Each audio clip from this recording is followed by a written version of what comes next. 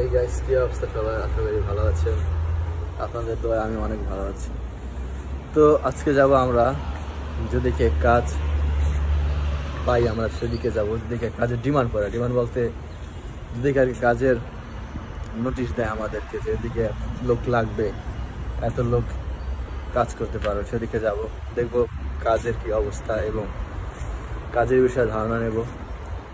কারণ আমরা যে কাজ করি সেই কাজ তো সবসময় থাকে না। তো দেখা যাচ্ছে কেউ 1 মাস, 3 মাস, 5 মাস পরে তারপর তার চাকরিটা চলে যায়, তারপর তাকে নতুন চাকরি খুঁজতে। চাকরি থাকা অবস্থায় খোঁজা ভালো, কারণ চাকরি যখন চলে যাবে তখন আপনার তো ঘরে বসে থাকতে হবে।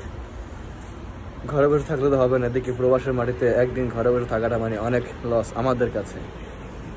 তো চলেন দেখি বর্তমানে সৌদি ডিমান্ডে কিরকম, কী অবস্থা এবং কীরকম লোকজন আসা যাতায়াত। তো ধরেন আপনি সৌদি আরবে নতুন আসছেন বা যে কোনো দেশে আপনার নতুন আসছেন, তো আপনার তখন নতুন নতুন কোনো এক্সপিরিয়েন্স থাকবে না, কাজের বিষয়ে কিছু অভিজ্ঞতা থাকবে না। তখন আপনি অনেক ডিপ্রেশনে বা অনেক মুসিবতে পড়তে পারেন। কারণ বিদেশের বাড়িতে কেউ আপনাকে দেখবে না, কেউ বলবে না যে ওর চাকরিটা খুঁজে দেয় বা ওকে একটু হেল্প করি। এদিকে যার যার চাকরি খোঁজার জন্য সে ব্যস্ত, কারণ যার যাটা সে ভাবে, কেউ কারো চিন্তা করবে না। এটা একমাত্র বাংলাদেশ, সব দেশের ক্ষেত্রে, শুধু বাংলাদেশ না। কারণ যার যার জিনিস নিয়ে, যার যার কর্মক্ষেত্রে নিয়ে সে ব্যস্ত থাকবে, বুঝেন নাই?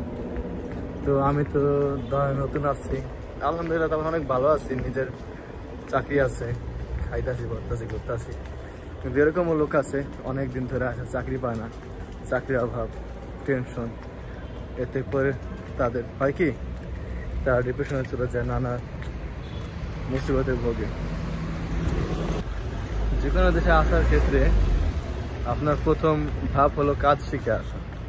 যদি কাজ শিখে আসেন তো আপনার ততটা আপনি বিপদে পড়বেন না। যদি কাজ শিখে না আসেন, দেখা যাচ্ছে আপনি অনেক বিপদে পড়বেন, আপনি নানা রকম এসে পড়তে পারেন।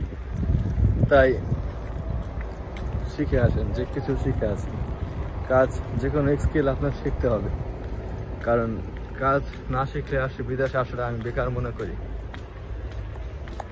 দেখেন এদিকে যে আমি একলা চাকরি খুঁজে আসছি বা চাকরি খোঁজ খবর নিতে আসছি, এদিকে আমি একা না, এদিকে আর অনেক মানুষ এসেছে। দেখেন এদিকে কেউ কেউ তার কাগজ সিভি জমা নিয়ে যাচ্ছে। যে কাজে যেতে হলে সিভি লাগে, এটা হলো আর কি হারার ভিতরে হারা। এদিকে আমার বাঙালিরা সব থেকে বেশি বসবাস করি, এদিকে বাঙালি আনাগোনা সব থেকে বেশি। এদিকে কাঁচা বাজার আছে যেগুলো আর কি থাকে। এদিকে আসলে আপনার মনে হবে আপনি বাংলাদেশে আছেন, না কি মনে হবে আপনি সৌদি আরবে। এদিকে সব বাঙালিরা বসবাস করে, হাতে গোনা কয়েকজন আছে যারা আরবিক বা আমরা সৌদি বলি, ঠিক আছে? তো কিছুক্ষণের ভিতরে আমরা ডিমান্ড গলিতে পৌঁছে যাবো, তো সেদিকে আবার দেখা হবে। এদিকে ডিমান্ড গলিতে চলে আসছি। দেখেন ডিমান্ড গলি এদিকে আর কি কাজের ভাবে পোস্টার লাগিয়ে দিয়ে কাজ থেকে আমার কাজ খুঁজে নেই। আর এদিকে মানুষ,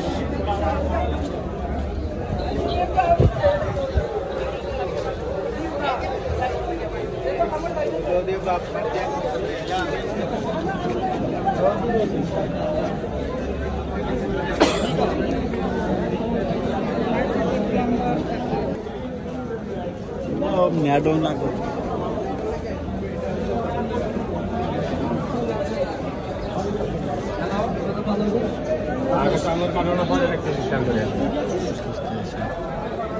দেখতে পাচ্ছেন এদিকে পুলিশও এসেছে, অতিরিক্ত মানুষ সেই কারণে চলে যাচ্ছে কাজের।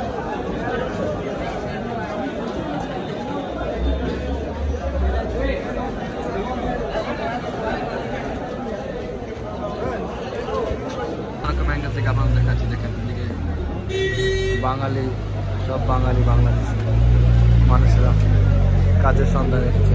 ওদিকে কাজের সন্ধানে দেখেন মানুষদের কত মানুষ,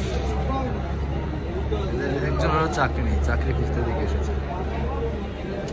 পাশে কাঁচা বাজার, তাই বারবার বলে যা করি ভেবে চিন্তে আসবেন, যা করবেন পরে দিন শেষে আপনাকে পৌঁছতে হবে। তো এদিকে বাসায় চলে আসলাম, আর ডিমান্ডের অবস্থা আপনারা দেখলেন। যদি ধরেন লোক লাগে কোনো সাইডে 20 জন, সেই সাইডে লোক ফাইল জমা করে 100টা। তো দেখতেই তো পাইলেন কি অবস্থা সৌদি আরবের, আরব দেশে। এটা একমাত্র আরব দেশ না, সব দেশেই। কারণ বর্তমানে কাজের প্রচুর অভাব, কাজ নেই, অনেক বেকার মানুষ ঘুরতেছে এদিক দিয়ে ওদিক দিয়ে, এটা হয়রানির শিকার হয়। আবার এদিকে ধরেন কাজ খুঁজতে আইসা পুলিশের তাড়া খাইতে হয়, পুলিশে তাড়া করে। দেখতে তো পাচ্ছি ওদিকে কত লোক ছিল, পুলিশে কয়েকজনকে ধরেও নিয়ে গেছে। তো যদি আপনার কাজ করতে আসেন সৌদি আরব, সাপোজ বুঝেন আপনার কাজ করতে আসলেন, কাজ খুঁজতে আসলেন, তখন যদি আপনার পুলিশে ধরে বাংলাদেশে পাঠিয়ে দেয়, তখন আপনার কীরকম লাগবে? ডাবল হয়রানি, না পাইলেন কাজ, না পাইলেন ভালো লাইফ, উল্টা আরও সমস্যার সম্মুখীন হইল, তাই না? তো আমিও গেছিলাম কাজ খুঁজতে। তো এদিকে কাজের ডিমান্ড দেখা, কাজের লোকজন দেখে আমার কাজ খোঁজা বলতে পারেন এক প্রকার হয়ে গেছে। কাজ খোঁজা আমার জন্য হয়ে গেছে। তো এখন আজকে আর কাজ খোঁজা হলো না, দেখি আবার কয়েকদিন পরে বা কালকে যাব, যাই আপনাদের আবার জানাবো আপডেট। তো যেখানে যাবেন, যেখানে আসবেন বুঝে শুনে আসবেন, এবং কি ভেবেচিন্তে কাজ করবেন যে কোনটা আপনার জন্য ভালো। উল্টাপাল্টা কোনো সিদ্ধান্ত নেবেন না, কারণ দিন শেষে পরে আপনাকে মুসিবতে পড়তে হবে। তো সে পর্যন্ত সবাই ভালো থাকবেন, সুস্থ থাকবেন। আল্লাহ হাফিজ, দেখা হবে অন্য কোনো ভিডিও।